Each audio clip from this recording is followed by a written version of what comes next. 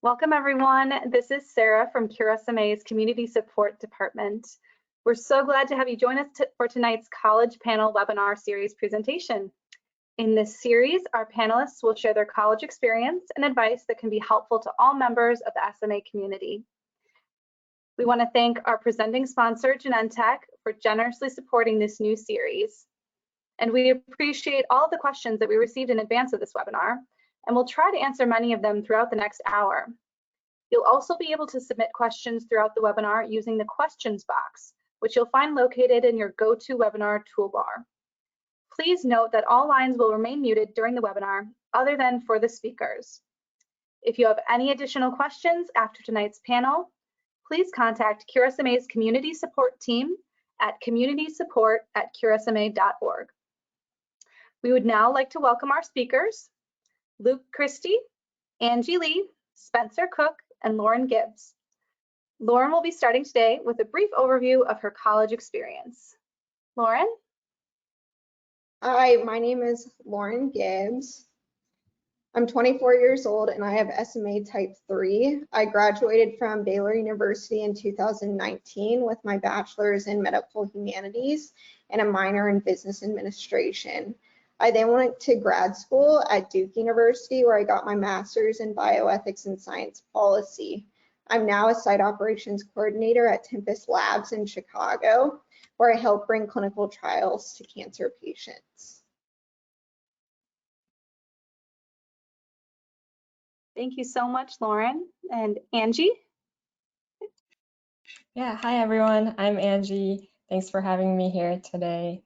I am 22 years old. I have SMA type 2 and I live in San Jose, and I currently work as a corporate communications specialist for the tech company NVIDIA. So I write tech blogs and press releases and help edit anything the company needs to write, basically.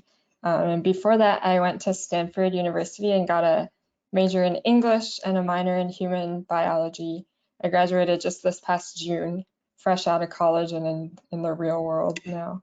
And then before that, I lived in Naperville, Illinois, where I went to high school, where I went through K through 12 in Naperville. And I guess some just like interesting thing as background for my college experience is that I did live in the dorms at Stanford. So I moved from Naperville to Stanford in the Bay Area. A unique thing is that my dad had a job where he could work from home, even pre-pandemic. And so I was super thankful and lucky that my parents were able to move with me to California from Illinois. But they got a house like 40 minutes away from campus. So I was still independent in the dorms on campus, but I had my parents as kind of backup care, which I was super lucky to have. But that's just kind of unique to my experience. I hired caregivers privately and lived in the dorms. I was involved in the Stanford Daily newspaper, student government. I did a cappella, which was a lot of fun and new. And yeah, I already miss college life, but excited to answer questions and hear everyone else's experiences. Thank you, Angie. We'll be excited to hear more. And Luke? Hi, everyone. My name is Luke. I am 28 and also have SMA type 2, like Angie. I graduated from Furman University, which is in Greenville, South Carolina, in 2015. And I'm currently finishing grad school at the University of Georgia. So Furman is a private liberal arts college, a very small school, and Georgia is a very large school. So I've had very different kind of experiences navigating both of those campuses. So I might draw from both experiences when talking about kind of campus accessibility and accommodations and so forth, because I can attest that they're very different. So, but I'm very excited to be here. Thank you for having me, and I look forward to our conversation. Thank you, Luke. Yeah, we'll definitely like to hear about those comparisons for sure. And Spencer. Hello, my name is Spencer Cook, and I live in Austin, Texas, and I graduated from the University of Texas at Austin in 2010. So it was kind of a bit longer. Yeah, I'm 34. I studied architecture. I also lived in the dorms and also in off-campus housing with roommates and that sort of thing. My family situation was my parents live in Corpus Christi, Texas. That's where I'm from. And so that's about 3.5 hours away from Austin. And so we had to, navigate that and make sure we had all of the care arrangements really dialed in before we, made the leap. And that was very, very stressful, but it always worked out. Yeah, college was very fun. Since graduating, I've worked as in architecture designer, a furniture designer, and I'm currently an accessibility consultant, reviewing plans and inspecting buildings for the state of Texas. And I'm also making a short film right now. So that's about it. Wonderful, that's great. Hello, everyone. This is Colleen McCarthy O'Toole with the QRSMA's Community Support Department, and thank you, Spencer, Angie, Luke, and Lauren, for sharing these introductions. For the rest of tonight's session, we're going to go ahead and go over questions that have come in from tonight's attendees, and some of these were submitted ahead of time as well. So the first question is, what was the most important criteria when you were choosing a school? And I think we'll just go ahead and start with Lauren, and we can kind of go in order from there. Lauren? Sure. Well, I guess one of the main criteria for me was I wanted to go to like a normal, big college spirited school. And I also, my dad went to Baylor, so that influenced me a lot. So I didn't really look at that many other schools besides Baylor. But I'm glad that I did. And I also wanted to, I'm originally from Kansas City. And so I knew I wanted to get out of Kansas and be as independent as I could. So that drove me to Baylor as well. And in addition, I knew that I wanted to do something biology related, but not as intense, so to say. So I found that Baylor offers the medical humanities program, which kind of influenced my whole career going into bioethics as well. So that was a huge driving factor for me. Great, thanks. Angie, you want to go next? Yeah, so I went to a summer camp at Stanford when I was in high school and just absolutely fell in love with the campus and the vibe. So it was my dream school. And I think I guess the hidden question behind this question is like, should accessibility be the main factor or one of the main factors in choosing a school? And I think for me, it was and it wasn't. Like, I think I would have made any school that fit me personally work accessibility wise, because I think a lot of schools have to follow ADA regulations now, and you're gonna have to kind of fight for your needs anyway, no matter where the school is. So I think for me personally, it was just the vibe of the school, for lack of a better word, and where I could nurture my intellectual interests best, that came before. And then it was a plus that Stanford is super accessible. I think the founder's son was in a wheelchair or something, and so very accessible. And so that was a plus for sure. But yeah, that's my little spiel. Great, Luke, you want to go next? Yeah, so my number one criteria definitely was that nebulous thing that we call fit, which really just has a lot to do with campus culture and, as Angie said, the vibe. So I definitely, wanted to go somewhere where I felt like the community was a good fit for me, and where I could be involved in the kinds of things I was interested in being involved in. I majored in communication, and that was something I knew from the beginning I wanted to major in. And so I definitely limited or narrowed down my list, I guess I should say, based on which schools had communication programs and which ones didn't. So all of those things, kind of campus culture, opportunities for involvement, and the academic program offerings were ahead of accessibility.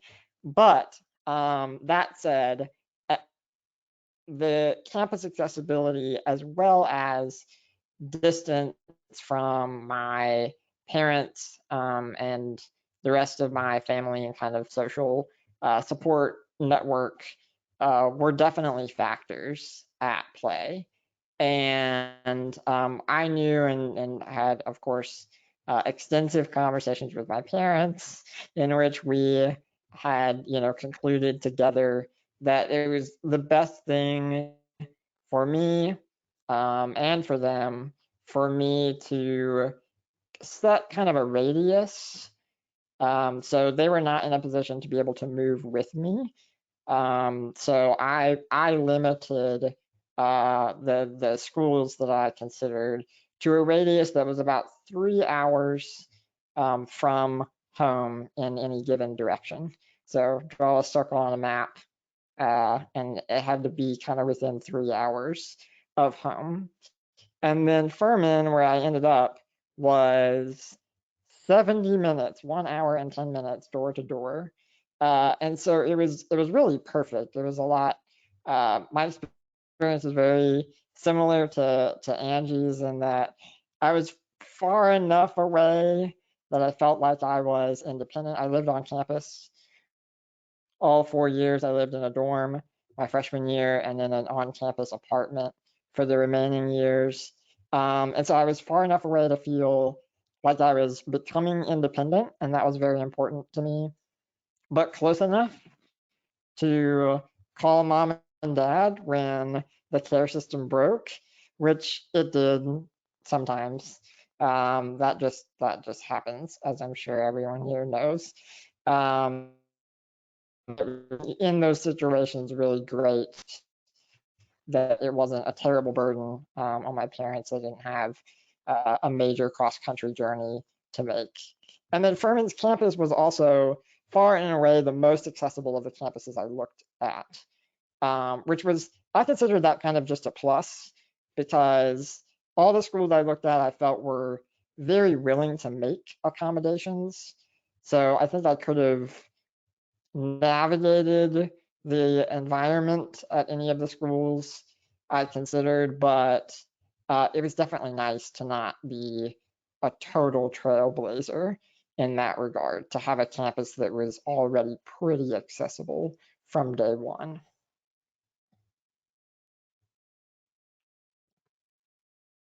Spencer? Yeah, I also honestly didn't really look at that many schools.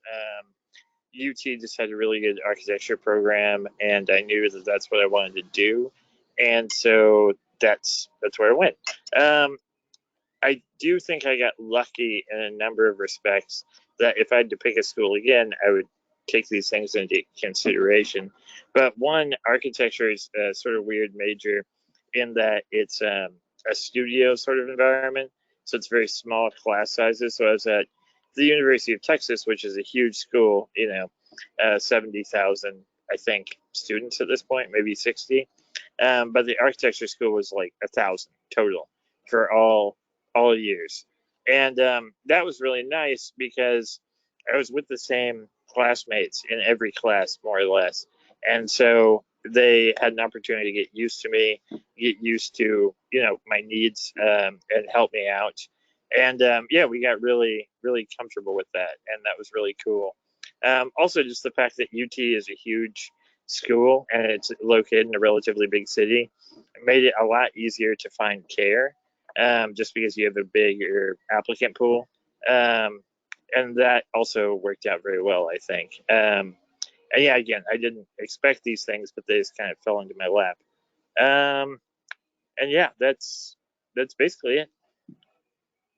Great, thank you. Quickly, before we go on to the next question, there was a question that just came in from one of the attendees for Luke. The question is, Luke, how did the tiny liberal arts school do with accommodations? I really want to go to a small school because I think I'd fit in there, but I know they're usually not the most accessible. Yes, that's a great question. Also a kind of a complicated question. So I'd be happy to chat with you independently via email, and if we can get into more details. But the short answer that I would give is it really depends on the school. And I would say one of the driving factors is the financial footing of that institution. So the reason that a lot of smaller liberal arts colleges are not able to accommodate, even as they might like to, is that they simply don't have the financial resources to do so. Furman, I was very fortunate, is a very well endowed school. So there were quite a few financial resources at the disposal of the school for making accessibility improvements as they needed to be made. And that was, of course, a priority for them in the interest of diversifying the student body and making the campus a welcoming place for all kinds of potential students. So it really just kind of depends. So I would look at the financial profile of the school. A lot of that information is searchable and able to find. And then look at how much accessibility infrastructure is already in place. Because it's also a good rule of thumb that a place that already has made some improvements is probably on a trajectory to be able to make more. And then not, the opposite is also true. Places with less infrastructure often are not as equipped or able to do so. That's all kind of like physical buildings, modification, that kind of thing. In terms of like accommodating caregivers, classroom accommodations, I would say most schools, no matter their Carnegie classification or size, are more than willing and able to make learning accommodations as well as help you navigate working with caregivers. Great, thank you so much, Luke. So now going on to probably our biggest list of questions have been all on personal care attendants and caregivers for being at school.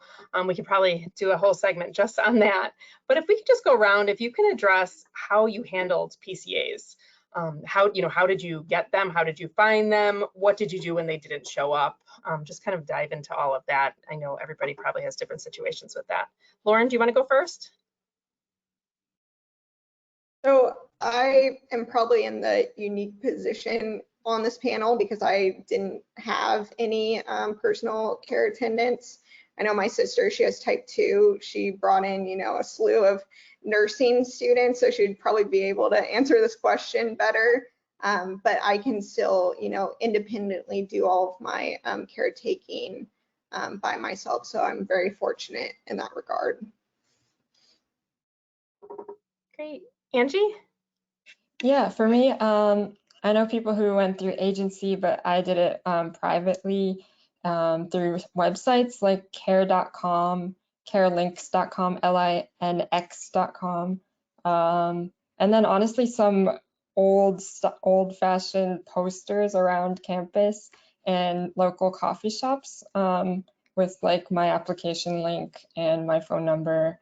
I also reached out to local nursing schools, like Lauren was saying your sister does, and cold emailed completely random professors of nursing classes and asked them to share my job link with with their students in case they were interested, and I got quite a few that way. Yeah, and then I can share the link itself, but my application is just a Survey Monkey with some basic questions on, are you willing to do this or that, or how would you get to work, and things like that. In terms of no-shows, I think that happened to me once, actually twice. One time I texted, so I had a team of 5 to 6 caregivers rotating throughout the day. I had an overnight shift from 10 p.m. to 10 a.m. and that was like getting me ready for bed and then getting me ready for the day, sleeping next to me to turn me maybe twice at night. And then I had caregivers 10 a.m. to 8 p.m. For just helping me get around campus. Then 8 p.m. to 10 p.m. I was alone, just in my room or with friends or whatnot. But yeah, in terms of no-shows, because I had a rotating team, I was able to text other caregivers to see if they could show up. And then I did have the luxury backup caregiver of my mom 40 minutes away. So that was helpful as well. Great, thanks, Luke.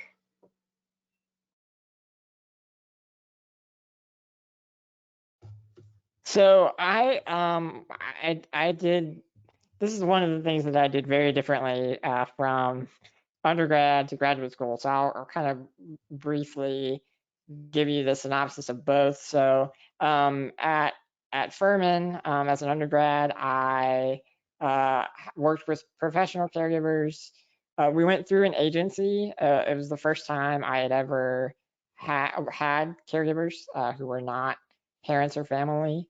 And we had been recommended, you know, if you've never done this before taking on the burden of, you know, doing all of the work of screening and making decisions about people, work with an agency. And so we did that. And I had agency caregivers for a couple of hours in the evenings or night, really, 10 p.m. to about midnight. And so I had a caregiver for those hours to help me with my bedtime routine.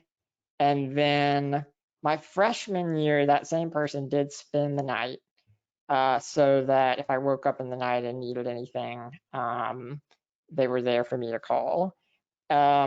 My remaining years, I lived in an apartment on campus with friends who I hand selected to live with, and they graciously agreed to be on a rotation of basically on call overnight. So I'm a lucky person that I really don't wake up very much. I often don't need anything in the night, and so it made, you know, financial sense for us. We had limited number of approved hours and so forth, and not a lot of extra income to pay for care. So we wanted to conserve those hours for when I really needed them. And since I don't need very much overnight, I had friends just agree to take turns a week at a time, having their phone on, and if I needed them, I would call them, wake them up, they would come, help me roll over or whatever, and then go back to bed. And then I had another caregiver come in the morning and do the morning routine for about a couple of hours. I was on my own during the day, and I was able to go to the campus infirmary if I needed assistance with toileting during the day.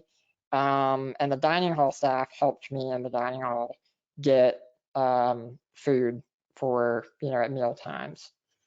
In grad school, I private hired everyone. I'm at Georgia. The university is huge.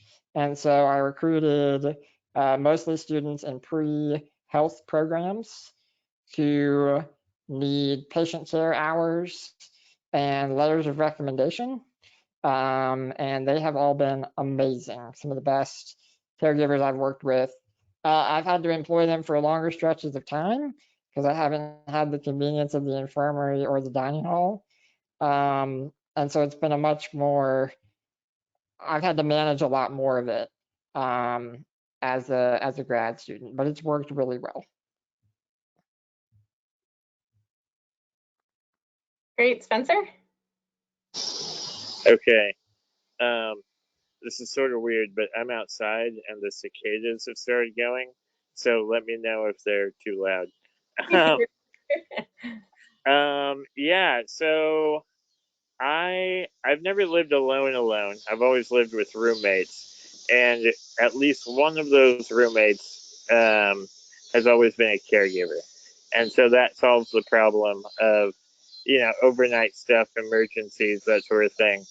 And I always make it clear to whoever that person is that you're the guy. I have other people coming in and out throughout the day to do the morning stuff or the evening stuff. It just depends, but I have one or two primary people, and that was the case in college as well. I actually found my first live-in caregiver. I lived in the dorms with this guy, and he was a tour guide at UT, and he was giving tours to prospective students. And somebody pulled him aside and said, "Hey, would this be something you're interested in?" And he was. And I lived with him for a year, and then I lived with a really good friend of mine from high school who was also going to UT. And he was, I'm sorry, I should have mentioned first that I pay for all the stuff via Medicaid waiver programs here in Texas. I'm part of the class program. And so I am able to hire and fire people, but they're paid via an agency. And so in college, basically, I would recruit the people myself, and then I would point them and I would say, go apply at this company, and tell them that you're not going to work for anybody else but me. And the company was fine. The Medicaid waiver program was fine with that, and I was fine with that, and so that worked out. Yeah, I had friends do it. I had my brother did, so he's younger than me, and he also went to UT architecture, and he was my caregiver from my junior through senior year but before that, I didn't have any family there, and after he obviously left and moved to a different city for work. But yeah, I mean, as far as like posting, I know Angie was talking about posting all of the, basically everywhere you can think of, and I totally agree with that. I used Craigslist a lot back in the day, but that's not really very lively these days. So Facebook Marketplace is pretty good. You can do community posts on there. I always do, and just blast basically every avenue I can think of. And yeah, I put up flyers with like little rip-off tags or a QR code or something like that. And yeah, I mean, the like the final tip about that is try and include some information about who you are as a person, what your interests are, and just give them the sense that you're a real human being, because, as we all know, it's not just a job, and they don't get paid nearly enough for any of that. So you kind of gotta sell yourself, But yeah. That's great. Thank you guys so much. There's actually a related question that just came in as you were all speaking. And so if this relates, if anybody has anything to share on this, just jump in here. But did anybody actually get any assistance in help in finding caregivers from their school? It seems like you all did so much of the legwork on your own, and there have been some schools throughout the country that might help you do that. Or did any of your schools actually help you find any caregivers? If anybody did, just jump in and answer it. Mine did not. They said that they could provide resources, but the resources weren't even that helpful, so it's kind of all on me. But I have heard of schools that do provide, like University of Illinois, Urbana-Champaign, I think is really, really great at that. That's just one that I've heard of, but my school did not help. Yeah, the My, medicals. Oh, sorry. I just no, contacted that's the okay. nursing I was just school. gonna say, echo that that's pretty much my exact experience, same as Angie's. Mine did not really, they weren't really comfortable helping in any way with the caregiving, other than, you know, maybe giving us the names of some agencies and other people we could talk to. Yeah, the different schools, like the nursing school and the medical school at UT, they would distribute my information and stuff like that, and publicize an ad whenever I had one, but that was about it.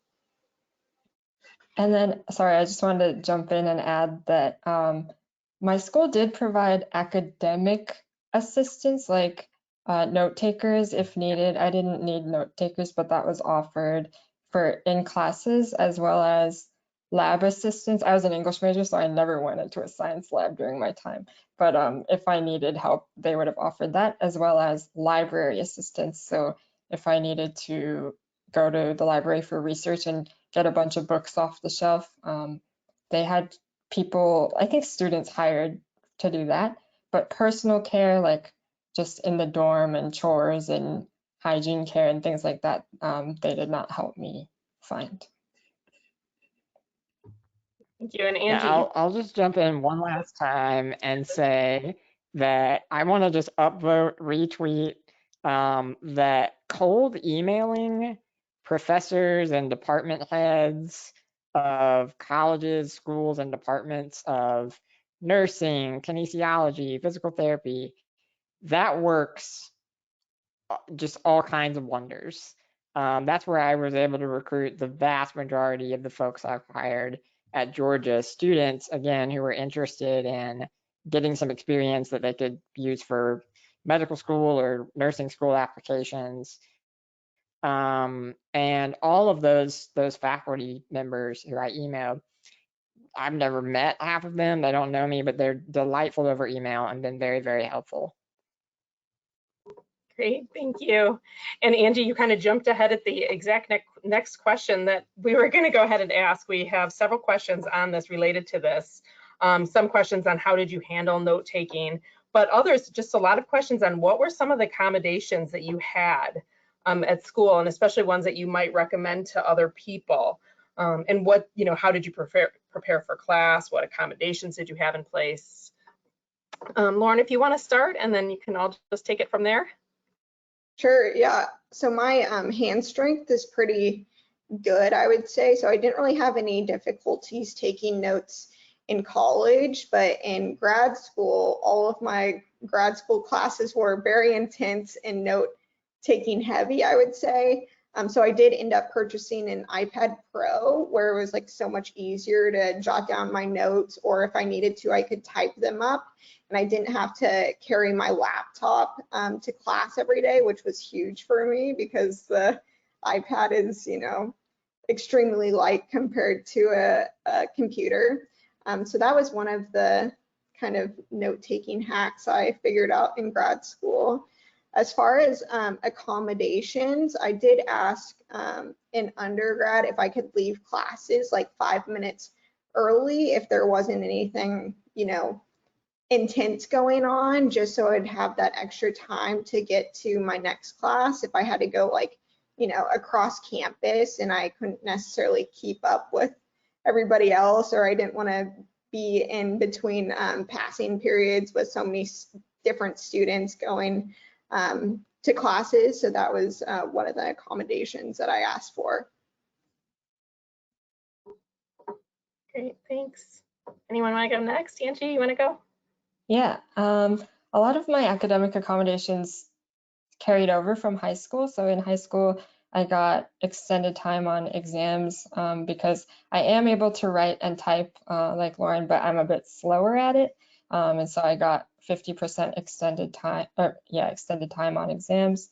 And then a use of a computer, a scrubbed computer, they call it, where the school provides it.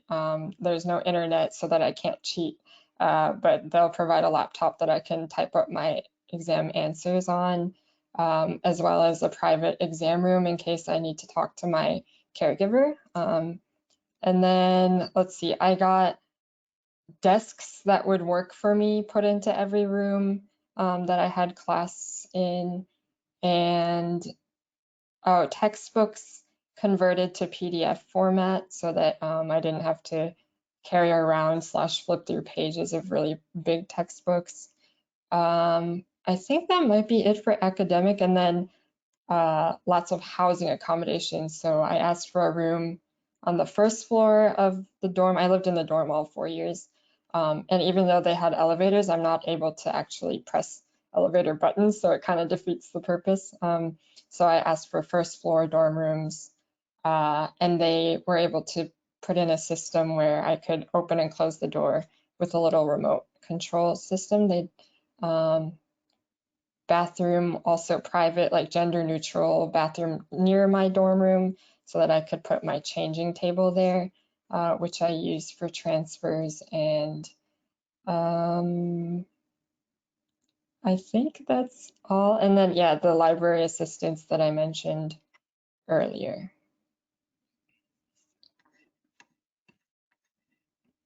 Okay, Luke?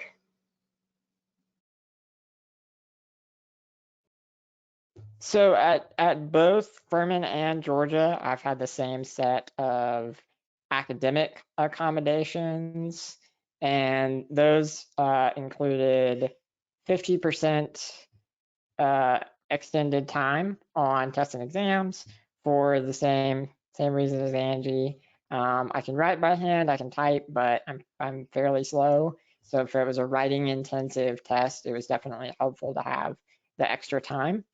I had a note taker accommodation that I used only if needed, because I discovered that, you know, again, the same with the typing, you know, sometimes I could keep up, but it just depended on the class and the professor and how much they lectured, how fast they spoke and moved through slides. So it was helpful to have that in place in the case that I needed it. Trying to think what else. 50% extended time, note taking.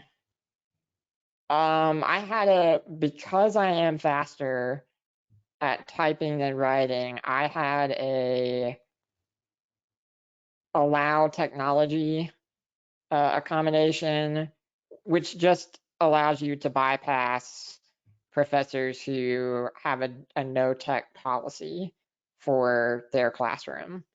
And so I would say I probably use that one more than any other, just because there are, and I, as a grad student who now teaches, I totally get it from the faculty perspective, why you don't want every single person to have their own laptop open in the middle of class.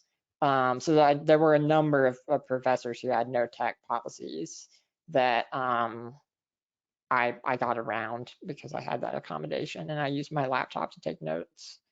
Those are my big academic ones. The general piece of advice I would give is to think of everything you might ever need and get that approved on your official accommodations. You don't have to use every accommodation in every class, but it's so much better to have it as an approved accommodation so that you can use it when you need it than to discover, oh, I really do need this thing, and then but I didn't get it approved when I applied for Disability Resource Center accommodations my freshman year. So like the note taking was a good example of that for me. Somebody had encouraged me to do it, and I was like, oh, I don't need that. And there were a lot of times I didn't need it, but there were some times I did need it, and it was really nice to have it.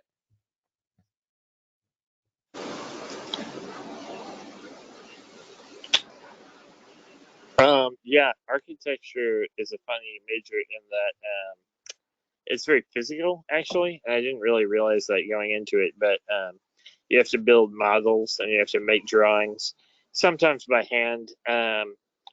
And luckily, I was pretty handy with the computer drafting and things like that. But the models were very tricky. And so basically, I talked to my professors and I got their okay to have my models built by somebody else. And so I would design everything, obviously, and then somebody else would come in. And this was somebody that I paid via my care attendants and the Medicaid waiver program, which isn't exactly what you're supposed to use that for, but I did it. And yeah, it was great. And so they built all my models for me. And that was probably the biggest accommodation that I received. I had note takers and stuff like that too, but I didn't often use them.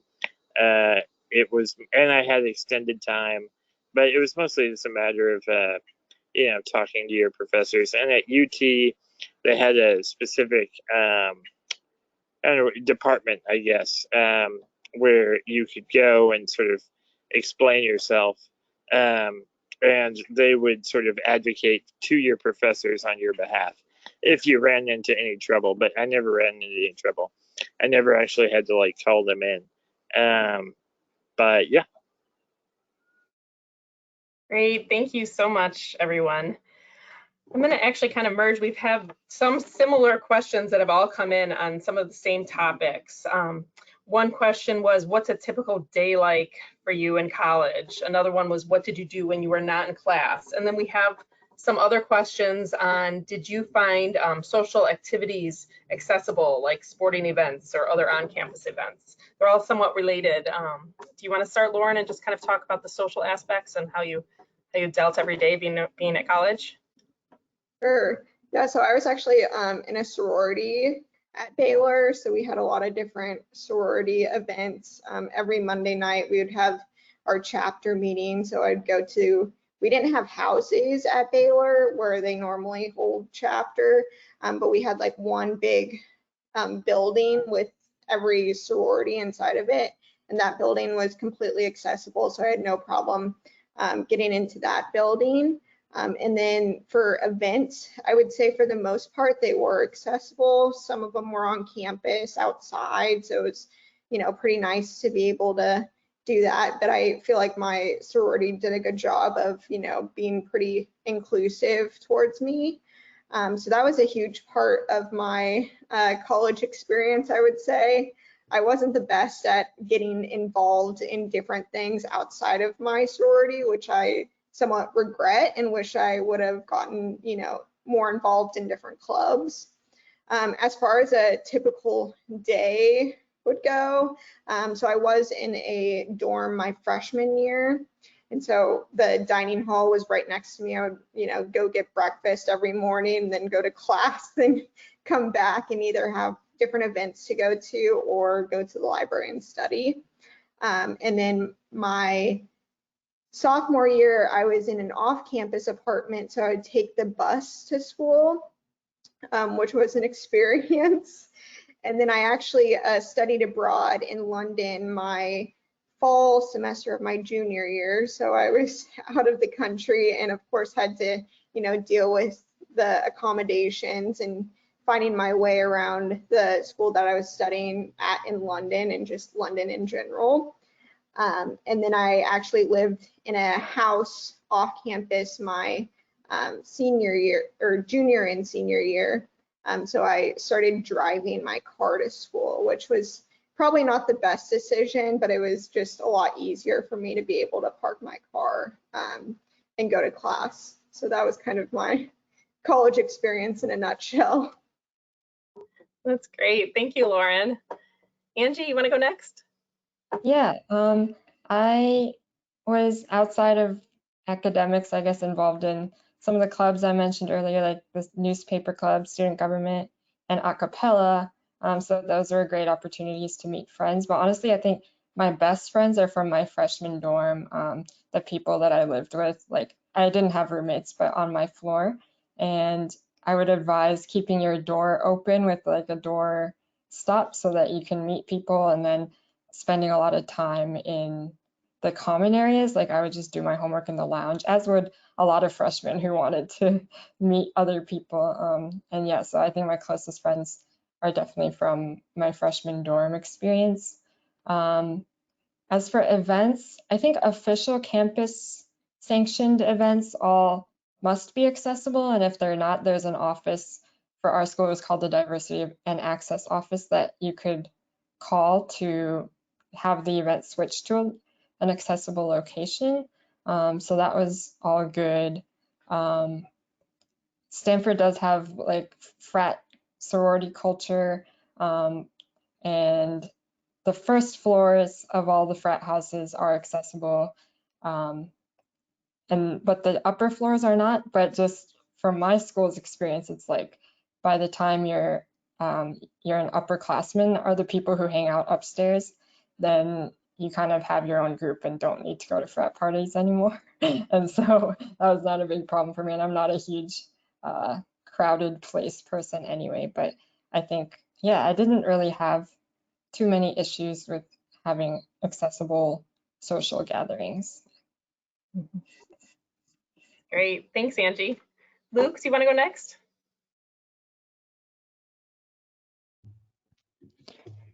Sure. So my day in the life, my college life was so boring, honestly. A typical day for me was get up, get ready for the day, have breakfast, classes interspersed with library time took up most of every day. Then of course I would go to the dining hall and eat lunch and dinner. I was fairly involved, maybe too involved on campus. I was a part of a number of different campus organizations, a leadership development program that Furman has, student media. I kind of helped revitalize a dying campus television station, among other things. And so those kinds of things would typically happen in the late afternoon or early evening. Organizational meetings or events. So very, very typical. Go to class, go to the library, go to a meeting, spend time with friends. My parents bought season football tickets, which is kind of funny because football at a liberal arts school is kind of a joke. But it was fun. That was a way that they, came pretty regularly, and it would take up a whole Saturday. We would get food and go to the game and spend time together. And as I accumulated friends, that would involve more and more people. So that was very, very fun through the years. The part of the question that was about, did you find everything accessible? In terms of where events were located, yes, I encountered very few accessibility issues with where events were. I found challenging, and this might surprise some people. I'd be interested to hear if panelists have this experience. I found that the timing of some things to be an accessibility challenge, which is to say that college students like to do things at weird times, often very late. And I had a curfew, basically. I had a caregiver who came at 10 p.m. And so, my friends who wanted to go to the midnight movie that just came out, I was not able to do those things without just royally messing up everything. So that was challenging sometimes because there were things I would have liked to have done that were just not at times that worked with my routine. Thank you. Spencer, you want to go? Yeah. So the question is about socialization, basically, right? Yes, that's it. Yep. Just, and how you got around, were things accessible? What did you do in your day? What social activities? Yeah, I don't know. I mean, the social aspects of college were definitely the best thing about it and the most painful by far, because, like lots of kids and high schoolers with disabilities, I didn't exactly get out of the house too much whenever I was younger. And, my parents, we lived in a suburb. None of my friends lived around me. And so basically I was home unless they drove me. But then I got to college and there are, 60,000 people my age within walking distance. And it was fantastic. It was really amazing. And not everything is accessible, but a lot of the parties and things were. And yeah, and the painful aspect is this, once you have a sort of taste of that, you want more. And so the things that you can't do really piss you off. And that was definitely the case. There were some events that I couldn't go to and my friends felt bad, but they're like, we're going. And I'm like, okay, that's fine.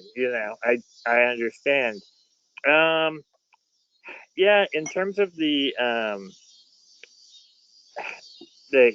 how that relates to care, like Luke was talking about, this is very like bad of me, and I did have conversations with my caregivers, and I did get their approval, like the people who put me to bed, but I probably could have done a better job. Basically, I would just come home whenever I wanted, and sometimes I would be drunk, and sometimes I would not, and that was just kind of like on them, you know. As in, I mean, they were all incredibly kind. I never had anybody abandon me or anything like that. But yeah, it was good. I don't know. That's great. Thank you all so much. Yeah, I'm going to actually merge a couple other similar questions here. Is we had one question that came in that said, what did you find was the hardest part of college for you? And then another one which might be related is, what's one thing you would have changed or done differently if you can start over and go back to school? Lauren, I'm sorry to keep making you first. If you want to go first, or are you okay with that? Yeah, that's fine. I would honestly say probably the classes. My classes were really intense and a lot of studying went into them, especially in grad school. I, spent hours working on a single paper for days. So that was probably the most challenging, but I'm also like I want to get good grades, and I really cared about doing well in college and in grad school because I knew that I would, pay off in the long run and get me in a good job position. And so I cared about doing really well. So that, yeah, I'm sorry. What was the second part of your question? I totally just blanked. Oh, no. The second one was, what's one thing you might have changed or done differently if you can go back to college? I would say probably getting more involved. And like I did have a job at Duke, so I was a dinner dialogue ambassador. So I would actually go to professors' houses and help set up like a discussion around, a science policy type of situation, or like what type of work they were doing at the university. So that was really interesting to me, but I wish I would have had like a job or something else at Baylor to just get involved more on the campus. Great, thank you, Lauren. Angie, do you want to go next? Yeah, so like Luke said earlier, I also did not have caregivers until I went to college. It was just my parents doing all my care. So I think for me, the hardest part about college was adjusting to life with caregivers. It was great because I had more independence, but also just finding the caregivers, I think, is difficult. Like we were saying, we try everywhere. And somebody once advised me, like as I was going into college, that finding caregivers is like a 5-unit class. And at our school, at least, we take an average of 12 to 20 units. And so my freshman fall quarter, I took just 12 units of actual classes, and then I considered finding caregivers to be a 5-unit time commitment, just because you're interviewing, you're putting your ad out there, you're just about to hire someone, and then they're like, never mind, I don't want the job. And so yeah, I think spending time finding caregivers was the most difficult aspect of college. Something I would do differently, I think, is just to cherish the time. I got sent home middle of junior year because of the pandemic, and then I went back for my final quarter of senior year. So I feel like I got a year and a half taken away from me, and I like had a bunch of things on my bucket list to do in college, and just literally the pandemic took that away from me. And so I guess hopefully the pandemic doesn't happen again, or we don't have to shut down again, but just in general, like taking advantage of the time you have on campus, I think is one thing I would do differently for sure. Thanks, Angie. Luke, do you want to go next? So I'm gonna kind of echo Lauren with a little bit of a change.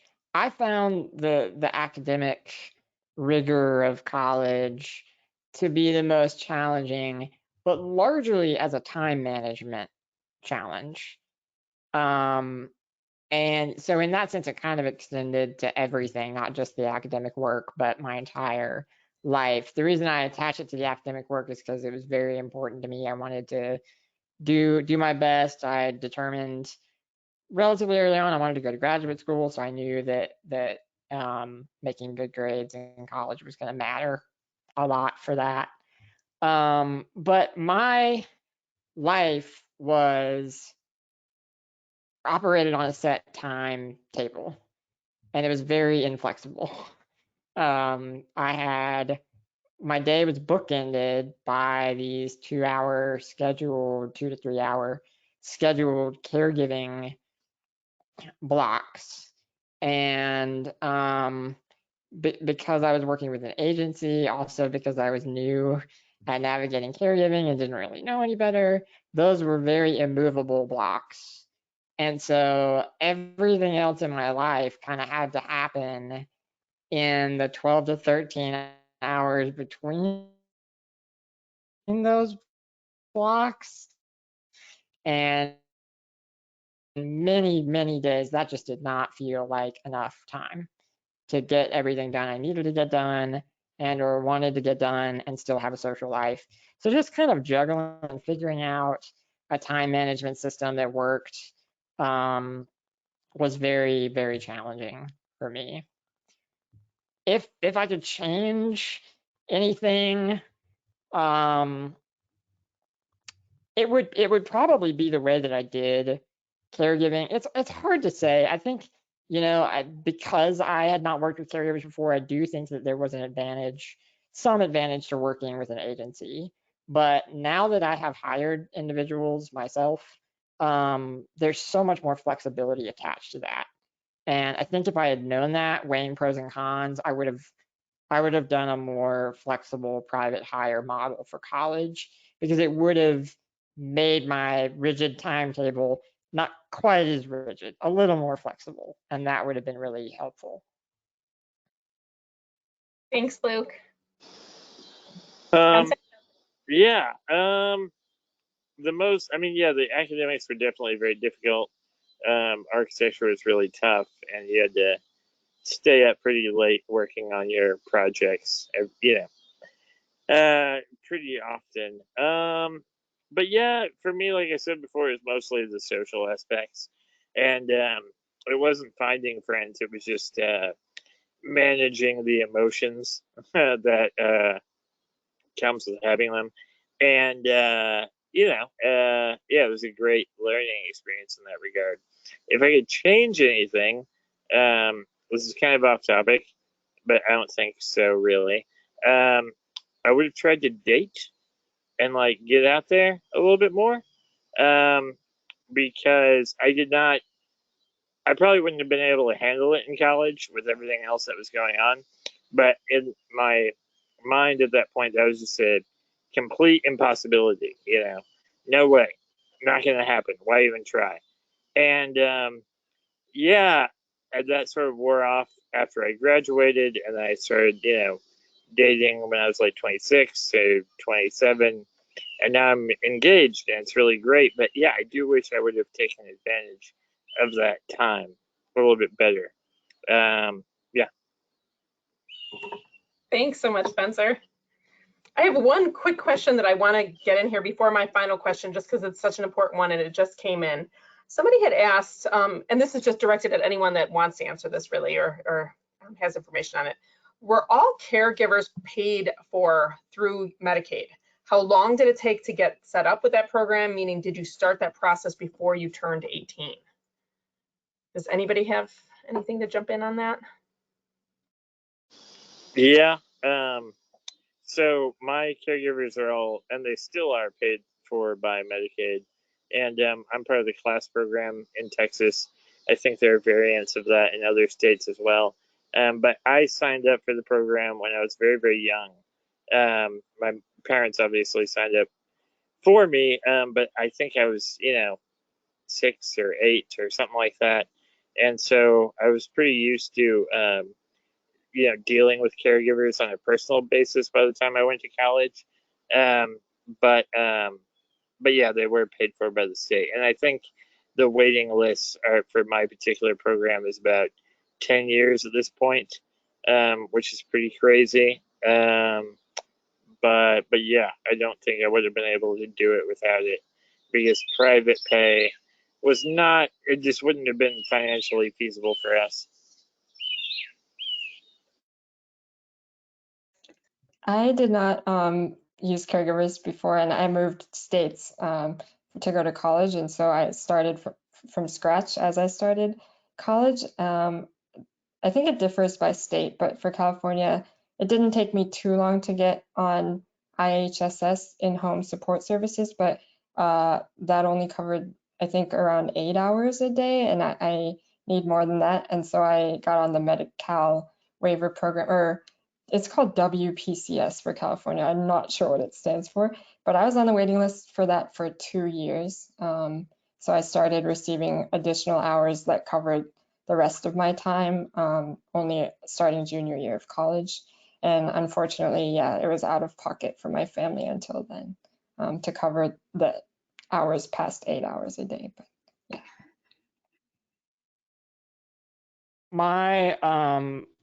My caregivers at Furman, who were agency employed caregivers, were for 3 out of my 4 years paid for by a Medicaid waiver program that I was eventually able to get on. But my freshman year, my family had to pay privately. We had to get assistance doing that from friends and from organizations, mainly because, as you've already now heard, there are waiting lists for these things, and I was poorly advised about the transition from childhood to adulthood. So I was not on a list before I turned 18 and really needed to be. Had I been, I might not have had that gap. So it does vary by state, but the earlier you can get in whatever system is in the state you are in or will be in, the better. Great, thanks so much. I have one final question for you all. Right now, we actually have so many teens and younger people who have SMA listening in, as well as their parents.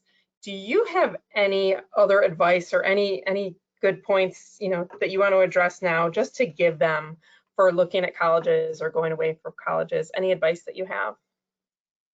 Lauren, are you okay going first? Or I feel like this is a big question. I know it is. Answer first. But I would say like college is like the time to, find yourself. And I feel like I really did that. And I'm very fortunate and lucky that my parents were like, do whatever you want, go wherever you want. And they gave me that opportunity. And being able to go to school out of state, which I know is not ideal for everyone, but for my situation, it was all that I could ask for, because now I'm, living thousands of miles away from my parents, and I feel very, good in my independence. And so I think that's like the biggest advice that I could give, but that's just my situation. Great, thank you. Angie? I think my advice would be don't be afraid to approach people / ask questions, whether it's, you can ask me questions. I can give my email now about just more detailed answers, or as you're deciding what school, you can reach out to the Office of Accessible Education and ask them questions. I did that even though I wasn't sure if I was going to go to that school, just to find out more information about their offerings. And then once you're at college, asking professors for whatever you need. Like, yeah, you get the official accommodations letter that the school gives you, but I think our kind of obvious to the eye difference is kind of a plus when it comes to working with professors, because you stand out a little bit, and so they remember you. It's easier to approach them in office hours or whatnot and ask questions.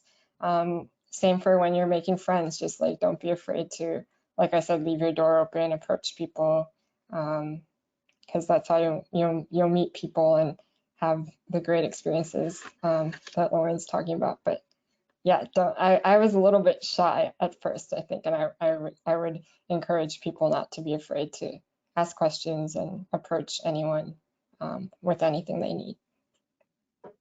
Great, thanks, Angie. Luke, do you want to go next? I would echo exactly what Angie said about don't be afraid to ask questions. Don't be afraid to ask for help.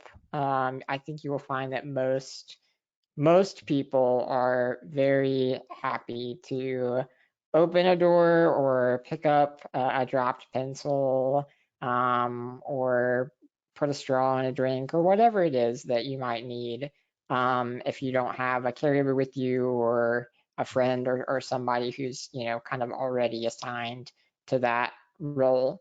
The other thing I would say is to embrace as much of the social life as you feel comfortable with, because as Spencer talked about earlier, it's amazing. I was like a kid in a candy store, going from high school where I was limited to where my parents could drive me, and suddenly having all these people around me and the ability to make friends and do things with them and it be about as normal as it was going to be. That's the number one thing I miss the most. Like, all my college friends and we dispersed, we went different directions, and I'm now back living alone, and I just miss people. I really, really miss that aspect. So enjoy it and maximize it, make as many friends as you can while you're in that setting, because there's nothing quite like it.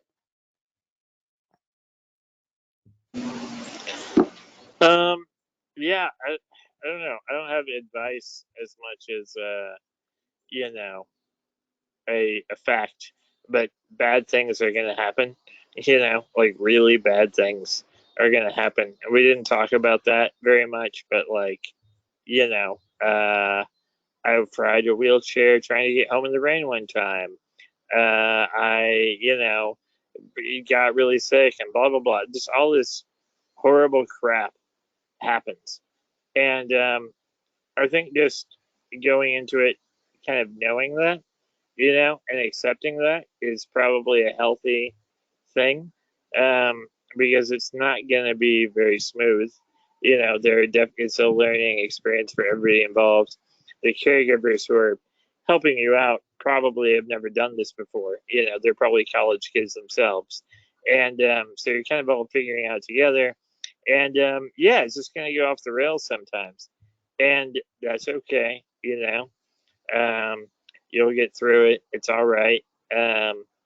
But yeah, just being aware of that and not saying when that happens, this is too hard, I'm going to go home, or, this is too hard, I'm gonna bring my kid home. You know, I get the feeling, like I understand, really, but yeah, just gotta keep on doing it, you know. That's great. That's such great advice and such great information from all of you. Thank you all so much for all this information. You've been such a great panel tonight. So all of the attendees, you're going to be receiving an email with a survey link. We greatly appreciate any feedback that you have to share. And again, we are so thankful for the incredible support from our presenting sponsor, Genentech, for making this college panel webinar series possible. We will be having 2 more college panels this fall. So if you're interested in watching those, make sure to mark your calendars for November 9th and November 29th. Thank you again to our incredible panelists, Lauren, Angie, Luke, and Spencer. If there's anything that we can do for anyone, please feel free to reach out to communitysupport@cursma.org. Thank you, everyone, and have a great night.